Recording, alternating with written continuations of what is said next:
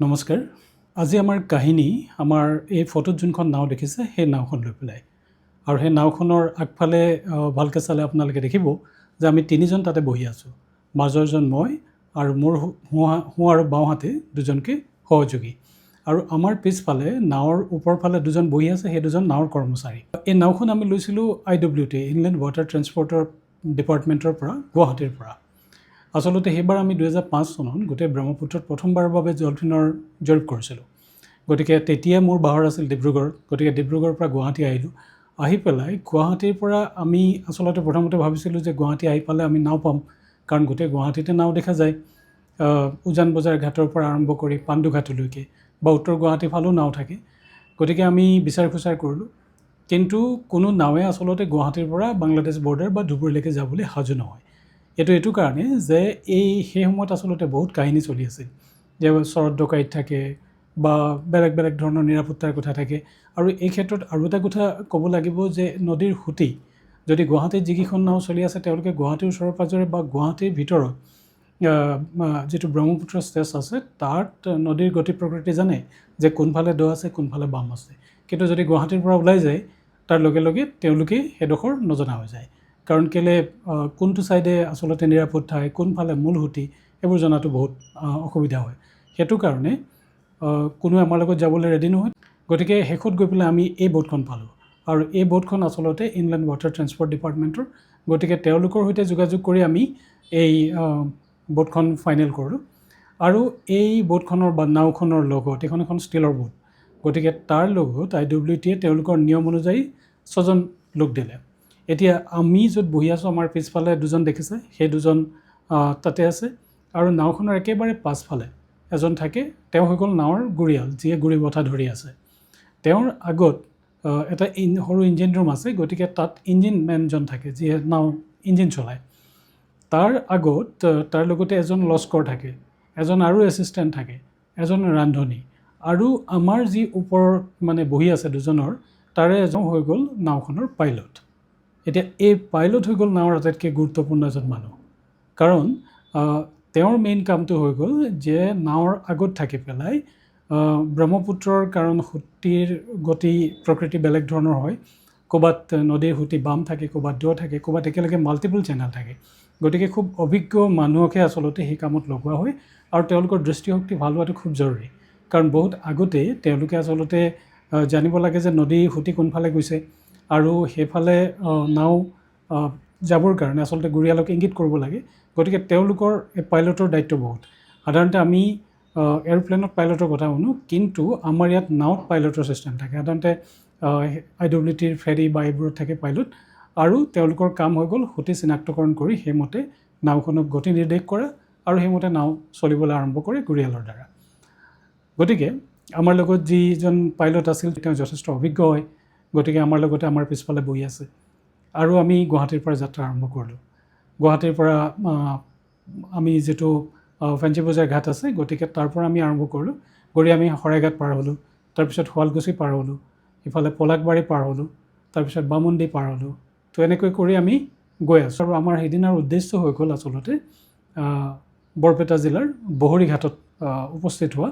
কাৰণ আৰু এটা কথা আছে যে এই নাওখনত আচলতে থকাৰ বিশেষ ব্যৱস্থা নাই। গতিকে যদিও আমি কিছু অস্থায়ী ব্যৱস্থা কৰি লৈ গৈছোঁ, কিন্তু হ'লেও আমাৰ উদ্দেশ্য হ'ল যে নদীৰ পাৰত ক'ৰবাত IB পাম, ক'ৰবাত তেনেকুৱা ধৰণৰ কিবা পাম, জিৰণি চৰা পাম। আৰু তেনেকুৱা এটা জেগা পালে আমাৰ হৈ যায়, খুব মিনিমাম সুবিধা হ'লেও হ'ব, আমি তাত থাকিব পাৰিম। কাৰণ এই নাওখন আচলতে পেচেঞ্জাৰ অনা নিয়া কৰা নাও। ই এনেকুৱা কোনো লং ডিষ্টেঞ্চ কৰা নাও নহয়। কিন্তু পেচেঞ্জাৰ লং ডিষ্টেঞ্চ যিবোৰ নাও যাব পাৰে, সেইবোৰ নাৱৰ যিটো ভাড়া সেইটো আমি ব্যয় কৰিব নোৱাৰোঁ। গতিকে আমি এই নাওখন লৈ পেলাই আগবাঢ়িলোঁ। গৈ আছোঁ তেনেকুৱাকৈ পাছবেলা হ'ল। পাছবেলা হৈ এটা সময়ত গৈ থাকোঁতে আমি যিহেতু ভটিয়াই গৈ আছোঁ, নাৱৰ এটা স্পীড থাকে 10 কিলোমিটাৰ প্ৰতি ঘণ্টা। গতিকে গৈ থাকোঁতে এবাৰ কি হ'ল, নাওখন গৈ জোৰত বালিত উঠি গ'ল। তাৰমানে যাব লাগে পানীয়েদি, কিন্তু পানীৰ মাজত যি বালিচৰ থাকে, আমাৰ পাইলটৰ কিবা চোৱা খেলি মেলি হ'ল। গতিকে গৈ নাওখন জোৰত বালিচৰত উঠি গ'ল। গতিকে নাও ফচি গ'ল। এতিয়া এই ক্ষেত্ৰত আমাৰ বিপদটো কি হ'ল, যেতিয়া 2005 চনত আমি ব্ৰহ্মপুত্ৰ জৰীপ কৰিছোঁ, আমি একেবাৰে অনভিজ্ঞ। মোৰ কিছু অভিজ্ঞতা আছে, মই ডলফিনৰ PhD কৰিছিলোঁ, গতিকে তাৰ কিছু অভিজ্ঞতা আছে, কিন্তু সেইটো উজনি অসমৰ এটা অংশত।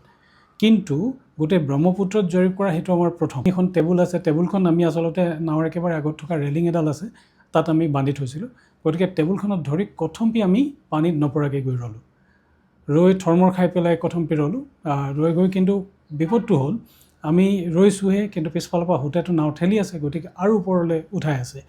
গতিকে লগে লগে সকলো পানীত নামিব লগা হ'ল এই মাছ ব্ৰহ্মপুত্ৰত, কিন্তু সেইডোখৰত পানী কম। গতিকে নামি বালিচৰত নামি পেলাই ঠেলি ঠেলি বহুত সময় চেষ্টা কৰি নাওখন ওলোৱা গ'ল। ওলাই গৈ পেলাই তাৰপিছত তেতিয়ালৈকে এঘণ্টামান আমাৰ সময় নষ্ট হৈছে। গতিকে আমি আকৌ আমাৰ জৰীপ আৰম্ভ কৰিলোঁ। গৈ আছোঁ সেইবাৰ গৈ কেইকিলোমিটাৰমান গ'লোঁ। গৈ পেলাই এইবাৰ কিন্তু আকৌ গৈ পেলাই জোৰত নাও উঠি গ'লগৈ বালিচৰত। এইবাৰো আমি কথমপি নপৰাকৈ গৈ পেলাই আমি তাতে নাওখনত কথমপি ৰখি থাকিলোঁ। চবেই আকৌ পানীত নামিলোঁ। তেতিয়া অলপ ঠাণ্ডাও আছিলে, গতিকে পানীত নামি আকৌ ঠেলি মেলি ওলোৱা হ'ল। আৰু এনেকুৱা ঠেলি উলিয়াওঁতে সেইটো বিপদ হয় যে আমি ঠেলি উলিয়াব লাগে পিছলৈ, কিন্তু বতিয়নি হওঁতে নাওখন আৰু ওপৰলৈ মানে বালিচৰলৈ আৰু ঠেলি দিয়ে। গতিকে বহুত যুঁজ বাগৰ কৰিব লাগে, আৰু এইবোৰ কৰোঁতে কৰোঁতে অকণমান জেগাৰ পৰা ওলাওঁতে আকৌ ঘণ্টা সময় পাৰ হৈ যায়। গতিকে বহুত যুঁজ বাগৰ কৰি পেলাই আমি তাৰ পৰা ওলালোঁ। তাৰপিছত আমি আকৌ আমাৰ ছাৰ্ভে আৰম্ভ কৰিলোঁ। গৈ আছোঁ কিছু দূৰ, ঠিকে ধুনীয়া চব নাও চলি আছে, আমি ছাৰ্ভে চলি আছে। এপাকত গৈ আকৌ হুইচকৈ গৈ আকৌ নাও উঠি গ'ল, আকৌ বালিচৰত লাগি গ'ল। চবেই অসন্তোষীয়া মন হ'লেও মানে পানীত নামিবলগীয়া হৈছে, কাৰণ আমাৰ দেৰি হৈ গৈছে। আকৌ পানীত নামি ঠেলি আকৌ নাও উলিওৱা গ'ল। তো উলিয়াওঁতে আমাৰ কি হ'ল, তেতিয়ালৈকে আন্ধাৰ হ'ল। গতিকে আমাৰ যিটো উদ্দেশ্য আছিল যে আমি বড়িঘাট পাম, বড়িঘাট আমি নাপালোঁগৈ। নাপাই পেলাই আমি কি কৰিলোঁ যে আমাৰ কিছু দূৰত গৈ পেলাই আমি অলপ দূৰ গৈ এটা চাপৰি পালোঁ, সৰু চাপৰি, ব্ৰহ্মপুত্ৰৰ মাজত থকা ওখ সৰু চাপৰি এটা। গতিকে তাতে যে আমি ইয়াতে নাও লগাওঁ, কাৰণ আৰু আগলৈ পিছলৈ যোৱা সম্ভৱ নহয়। গতিকে তাতে আমি নাও লগালোঁ। লগাই কিন্তু আমাৰ তাতে আমাৰ কাহিনী শেষ হোৱা নাছিল, আৰু নতুন কাহিনী তাৰ লগত আৰম্ভ হ'ল। গতিকে কি হ'ল যে তাত যেতিয়া নাও লগোৱা হ'ল, গধূলি একদম আন্ধাৰত গৈ পেলাই আমি নাও লগালোঁ, লগাই নাও বান্ধা হ'ল। তাৰপিছত যেতিয়া আমি ৰাতি আহাৰ খাই, এতিয়া আমাৰ আগৰ প্লেনটো আছিলে যে আমি গৈ পেলাই কোনোবা আইবিত থাকিম বা তেনেকুৱা কোনোবা থকা জেগা বিচাৰিম, কিন্তু নাৱত তেতিয়ালৈকে আমাৰ 10-12জন মানুহ, থাকিব জেগা নাই। এতিয়া আমি বেলেগ জেগাতো আমাৰ থকাৰ কোনো উপায় নাই, গতিকে আমি নাৱৰ ভিতৰতে থাকিব লাগিব। আৰু সেই নাওখনৰ ভিতৰত আচলতে অকণমান জেগাখনত এটা কিটচেন আমাৰ খোৱা বোৱাৰ কাৰণে এইখিনি বনোৱা হৈছিল, আৰু দুখনমান চকী আঁতৰাই পেলাই তাত অকণমান নাৱৰ ষ্টাফ হ'বৰ কাৰণে ব্যৱস্থা কৰা হৈছিল। গতিকে আমি তাতে আমি ৰ'লোঁ, আৰু তাতে থাকিবলৈ আমি ঠিক কৰিলোঁ। গতিকে যি আমাৰ লগত তোচক কিবা আছিল সেইবোৰকে পাৰি লৈ পেলাই, আৰু তোচক ক'ত আছিল তাতকৈ বেছি আমাৰ আচলতে কাৰ্ডবৰ্ড এইবোৰ আছিল, তাকে পাৰি লৈ পেলাই আমি ৰাতি শুবলৈ লাগিলোঁ। তোচক ক'ৰবাত অকণমান কিবা এখন দুখন আছিল IWT ষ্টাফৰ, সেইখিনি লৈ পেলাই। তাৰপিছত কি হ'ল, ৰাতি যেতিয়া শুবলৈ লওঁ, তেতিয়া হোৱাৰ আগতে যেতিয়া বাহিৰলৈ চাওঁ, তেতিয়া অলপ মানে জোনৰ পোহৰ আছিল। দেখোঁ যে পশ্চিমৰ পৰা আকাশ একদম ক'লা হৈ আহি আছে, আৰু বতাহ বাঢ়ি আহি আছে।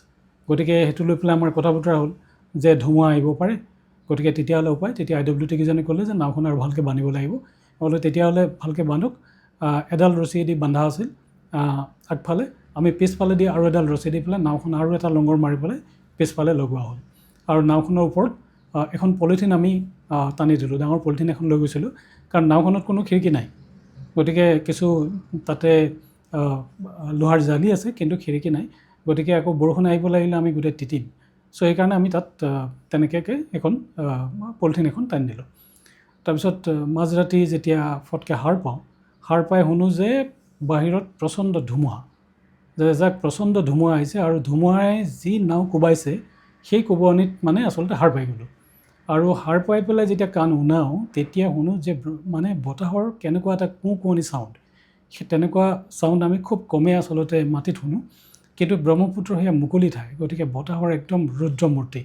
গতিকে তেনেকুৱাত তাৰমানে আমি নাও চম্ভালিব পৰা নাই, পূৰা নাও হিলি গৈছে। আৰু তাৰ মাজতে আৰু এবাৰ জোৰত বতাহ আহি গ'ল এনেকুৱাকৈ যে এডাল ৰছী ফাটাৰকৈ ছিঙি পঠিয়ালে।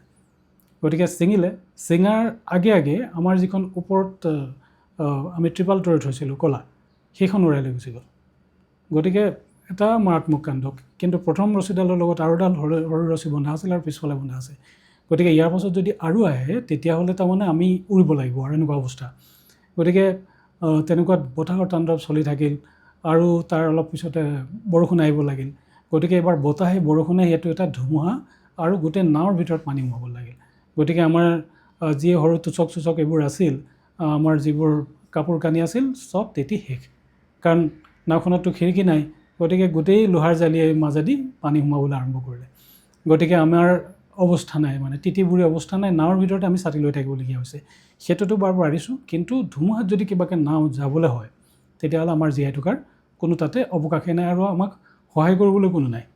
চ' তেনেকুৱাত মানে মনলৈ আহিছিল যে কিহে পাইছিল এইখন অভিযান কৰিবলৈ। ডেকা কালৰ সেয়া আছিল আচলতে অভিলাষী এটা কাম। গতিকে এডভেঞ্চাৰৰ কাৰণে দিলোঁ নামি, কিন্তু কোনো অভিজ্ঞতা নাই। গতিকে নাৱৰ দিনত আমাৰ ফচিলে আৰু ৰাতি আমি এখন তাণ্ডৱ নৃত্যৰ সন্মুখীন হৈছোঁ, আৰু আমি বৰ এটা ছেফ জেগাত নাই। তেনেকৈ চলি থাকোঁতে এটা সময়ত বতাহ অলপ কম হ'ল আৰু লাহে লাহে আমাৰো নাৱৰ ভিতৰত আচলতে গোটেই পানী হ'ল, কিন্তু তাৰ মাজতে এই চকী যিবোৰ আছিলে তাতে আমি বহি পেলাই টোপনিয়ালোঁ আৰু তেনেকৈ টোপনি গুচি গ'লোঁ। তাৰপিছত ৰাতিপুৱা যেতিয়া মানে ৰাতিপুৱাৰ প্ৰথম যাক পোহৰ আহিল, একেবাৰে ফটফটীয়া ৰ'দ যেতিয়া গাত পৰিল, তেতিয়া সাৰ পালোঁ। সাৰ পাই পেলাই মই যেতিয়া নাৱৰ ভিতৰত চাওঁ তেতিয়া দেখোঁ যে যোন য'ত বহি আছিল সি তেনেকেই টোপনি গুচি গ'ল। ৰাতি যিটো মানে আমাৰ ষ্ট্ৰেছ পাৰ হৈছে তাৰ মাজত চবেই তেনেকৈ টোপনিত লালকাল, আৰু আমাৰ গোটেই কাপোৰ কানি চব তিতি শেষ, আৰু আমাৰ নাৱৰ ভিতৰত পূৰা পানী, আৰু তাত আমাৰ কাপোৰ কানি কিবা বয় বস্তু উপঙি আছে, এনেকুৱা ধৰণৰ অৱস্থা। গতিকে তাৰপিছত চবকে জগালোঁ, সকলো উঠি মেলি যিটো ৰ'দ দিছে, গতিকে ৰ'দত আমাৰ গোটেই কাপোৰ কানিবোৰ মেলি দিলোঁ। আৰু তেতিয়া আচলতে গোটেই কথাখিনি ভালকৈ চালোঁ কি হ'ল। আচলতে আগদিনা আমি যিটো টাৰ্গেট কৰিছিলোঁ যে আমি বহৰীঘাট পাম, বহৰীঘাট আমাৰ পৰা হাৰ্ডলি আৰু 5 কিলোমিটাৰ মানে ভটিয়াই আছে। গতিকে আমি যদি সেই লাগি নধৰিলোহেঁতেন আমি দিনে দিনে গৈ বহৰীঘাট পালোঁহেঁতেন। গতিকে এই আমি মেলোঁতে আচলতে আমাৰ 3-4 ঘণ্টা সময় তাত নষ্ট হ'ল, আৰু নষ্ট হোৱাৰ কাৰণে ৰাতি আমি সেই দুৰ্ভোগ ভুগিলোঁ। আৰু এনেকৈ আচলতে ব্ৰহ্মপুত্ৰত যথেষ্ট এইটো যদিও এডভেঞ্চাৰ কিন্তু বিপদজনক, আৰু তেনেকুৱা এটা বিপদজনক ৰাতি আমি পাৰ কৰিলোঁ, আৰু আমি যাত্ৰা আৰম্ভ কৰিলোঁ বহৰীৰ ওচৰৰ পৰা গোৱালপাৰা ধুবুৰী অভিমুখে। গতিকে এনেকৈ ব্ৰহ্মপুত্ৰত আমাৰ আৰু অভিজ্ঞতা বহুতখিনি হৈছে। গতিকে তেনেকুৱা আৰু অভিজ্ঞতাৰে আপোনালোকৰ ওচৰত আকৌ আহিম। নমস্কাৰ, ধন্যবাদ।